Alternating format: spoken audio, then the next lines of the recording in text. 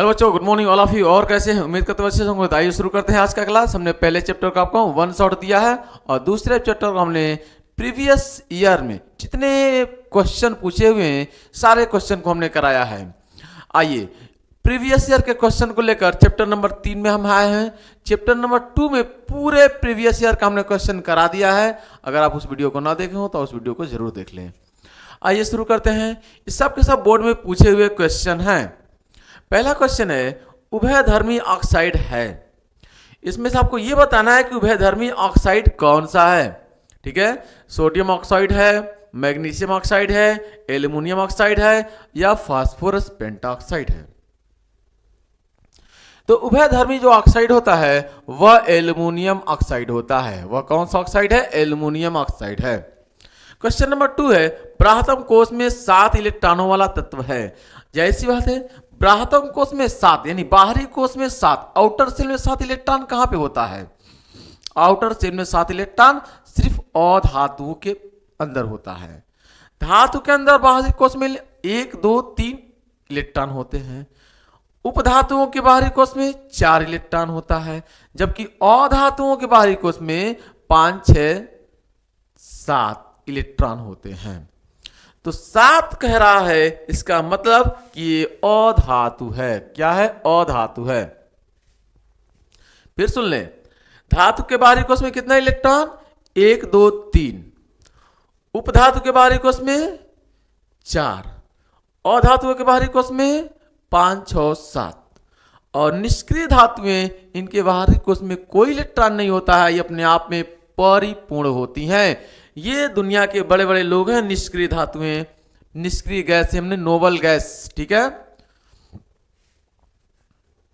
अगला क्वेश्चन है निम्न में से कौन सी धातु पर्यावरण में कार्बन डाइऑक्साइड के साथ प्रतिक्रिया कर हरा रंग विकसित करती है? लोहा है, तांबा है, एल्युमिनियम है, जस्ता है। इसमें तांबा ऐसी धातु है ये जो पर्यावरण में कार्बन डाइऑक्साइड से प्रतिक्रिया करके हरा रंग देती है। क्वेश्चन नंबर 4 है किस धातु का प्रयोग रोगाणु दवाओं में किया जाता है? यानी दवाओं का इस्तेमाल किस में किया जाता है? तांबा है, सोना है, पारा है, चांदी है। चांदी का होता नहीं है, दवा में उपयोग होता नहीं है। पारा का होता ही नहीं है। ठीक है, सोना का भी नहीं होता है। तांबे का होता है, कॉपर का होता है। क्वेश्चन नंबर 5 है निम्न में से कौन सी अधातु विद्युत की अच्छी चालक है? विद्युत की अच्छी चालक है। ठीक है, जिसमें बहुत आसानी से विद्युत चल सके, बहुत अच्छा से लाइट प्रवाहित करे, तो वह है आपके पास कार्बन, ग्रेफाइट में सल्फर, फास्फोरस, नाइट्रोजन। ये ऐसा कुछ नहीं है सल्फर में तो चलेगी नहीं, फास्फोरस में चलेगी ही नहीं।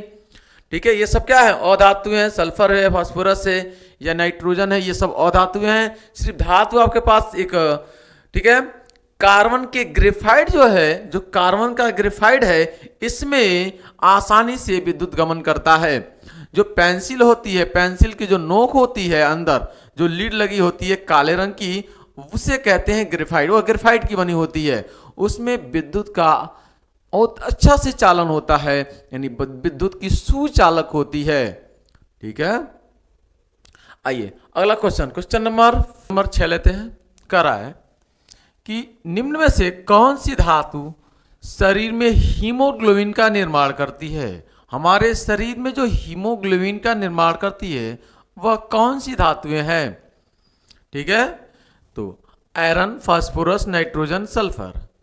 तो यहाँ पे जो आयरन है वह हमारे शरीर में हीमोग्लोबिन का निर्माण करती है।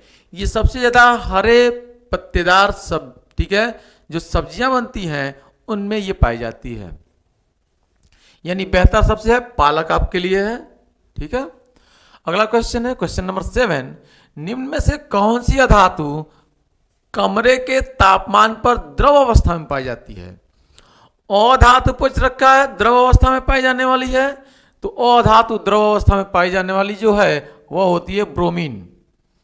लेकिन अगर आपसे ये धातु पूछ ले, अगर आपसे धातु पूछ ले कि कमरे के सामान्य तापमान पर कोई धातु है जो द्रव अवस्था में पाई जाती है, अधातु तो ब्रोमीन, लेकिन अगर धातु आ जाए, यहीं पे अगर धातु आ जाए ठीक है, तो आप वहां पे मरकरी लिखेंगे। मरकरी जो होती है वह कमरे के सामान्य तापमान पर धातु अवस्था में पाई जाती है। ठीक है, मरकरी जो होती है वह एक धातु है जो कमरे के सामान्य तापमान पर पाई जाती है द्रव अवस्था में। तो द्रव अवस्था में ब्रोमीन अधातु है, द्रव अवस्था में मरकरी धातु है। ठीक है, अगला क्वेश्चन है, किस धातु का उपयोग जंगरोधी के रूप में किया जाता है? ठीक है, तांबा, जस्ता, पारा, सोना। ठीक है, जंगरोधी, जंग को हटाने के लिए, मतलब आप लोहे को बाहर रखते हैं तो धीरे धीरे उस पर जंग लग जाता है, तो उसको आपको जंग से बचने के लिए आप करेंगे क्या? तो उसके लिए जस्ते का पेंट किया जाता है, जिसे गैल्वेनाइजेशन कहते हैं, जस्तीकरण कहते हैं, यानी जस्ते का पेंट होता है। अगला है, निम्न में से कौन सी धातु अत्यधिक क्रियाशील है? सबसे क्रियाशील, तो आपको सक्रियता श्रेणी पता होना चाहिए। इसके लिए सक्रियता सीरीज एक होती है आपके पास, उसे पता होना चाहिए। सबसे टॉप पे क्या है? सबसे ऊपर से शुरुआत होती है, पोटेशियम, सोडियम, इस तरह से शुरुआत होती है। ठीक है, तो सीरीज आपको याद होना चाहिए। इसमें सबसे अधिक अगर क्रियाशील कोई है तो वह है सोडियम। क्वेश्चन नंबर 10 है, निम्न में से किस अधातु का उपयोग जीवाणुनाशक के रूप में किया जाता है? जीवाणुनाशक के रूप में किया जाने वाला जो अधातु है, आयोडीन क्या है? Chlorine, sulphur, phosphorus. तो क्लोरीन जो होती है वह जीवाणुनाशक के रूप में यूज की जाती है। ठीक, आइए अगला क्वेश्चन लेते हैं, क्वेश्चन नंबर 11। आइए क्वेश्चन नंबर 11 है, कह रहा है तांबे और जस्ते का मिश्रण कहलाता है सल्फर, पीतल, सीसा, कांसा। तो बहुत सिंपल ये तरीका है। ठीक है, तांबा और जस्ता, तांबा और जस्ता, तांबा और जस्ता दोनों को मिलाते हैं तो बनता है पीतल, पिताजी। क्या बनता है? पिताजी, है ना। ठीक है, अगला है, निम्न में से किस धातु की मात्रा भूपटल में सबसे अधिक होती है? तो सबसे अधिक अगर भूपटल में जिसकी मात्रा होती है वो होता है एल्युमिनियम। निम्न में से कौन सी धातु का उपयोग बैटरी निर्माण में किया जाता है? तो बैटरियों के निर्माण में जो किया जाता है वह आपके पास है जस्ते का निर्माण किया जाता है। ठीक है, जस्ते का, इस जस्ते का ही उपयोग किया जाता है। किस धातु का उपयोग विद्युत बल्ब के तंतु बनाने में किया जाता है? जो विद्युत बल्ब में जो जलता है ना, अंदर जो जलता है तंतु उसे कहते हैं, उसको बनाने में किसका उपयोग होता है? तो तांबा, टंगस्टन, सोना, एल्युमिनियम, टंगस्टन का उपयोग किया जाता है। निम्न में से किस धातु का उपयोग बिजली के तार बनाने में किया जाता है? बिजली का जो तार होता है उसको बनाने में किसका उपयोग किया जाता है? तांबा, सोना, लोहा और एल्युमिनियम। तो तांबे का उपयोग किया जाता है। ठीक है, धातु का उपयोग बिजली घरों को बनाने के लिए। आइए अगला क्वेश्चन लेते हैं, क्वेश्चन नंबर 16। आइए क्वेश्चन नंबर 16 कह रहा है मैट में मुख्यतः होता है, क्या होता है? Option number A, option number B, option number C और ऑप्शन नंबर डी। ठीक है, इस सवाल का होगा आंसर ऑप्शन नंबर सी। अगला है 17 नंबर, कह रहा है निम्न में कौन अधातु है? Option number A, option number B, option number C और ऑप्शन नंबर डी। तो अधातु जो है वह है आपके पास ऑप्शन नंबर सी। ठीक है, ऑप्शन नंबर सी। हालांकि इस ऑप्शन के अनुसार ये होगा। ठीक है, इस ऑप्शन के अनुसार ये होगा। हालांकि ये हीलियम जो है वह अक्रिय गैस होता है। 18 नंबर कह रहा है निम्न में से कौन सा धातु ठंडे जल के साथ हाइड्रोजन गैस बनाता है? ठंडे जल के साथ जो हाइड्रोजन गैस बनाता है वह कौन सा होगा? तांबा, एल्युमिनियम, सोना या पोटेशियम? तो वह पोटेशियम हो जाता, सबसे ज्यादा क्रियाशील पोटेशियम होता है सक्रियता श्रेणी में, सबसे ऊपर यही होता है। तो हाइड्रोजन गैस ये बनाता है।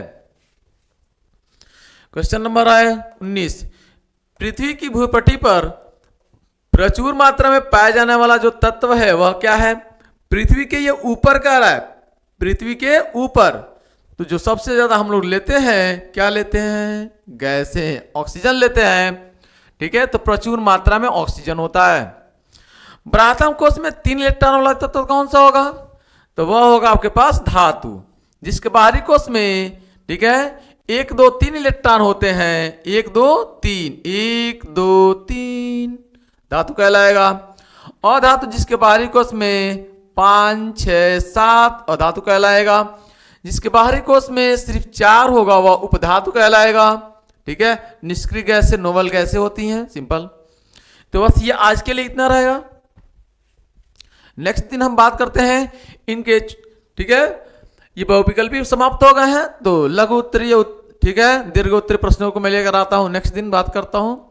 जितने भी प्रीवियस ईयर में आए हुए हैं क्वेश्चन, सब के सब मैं क्वेश्चन आपको करवाने वाला हूं, और निश्चित रूप से इसमें आप 90 95 प्लस लाएंगे ही लाएंगे, इसमें कोई डाउट्स नहीं है। ठीक है, तो आप बने रहिए और वीडियो को लाइक कीजिए, पसंद आई है तो बच्चों में शेयर कीजिए। ठीक है, बस आज के लिए इतना। Thanks for watching this video. जय हिंद, जय भारत।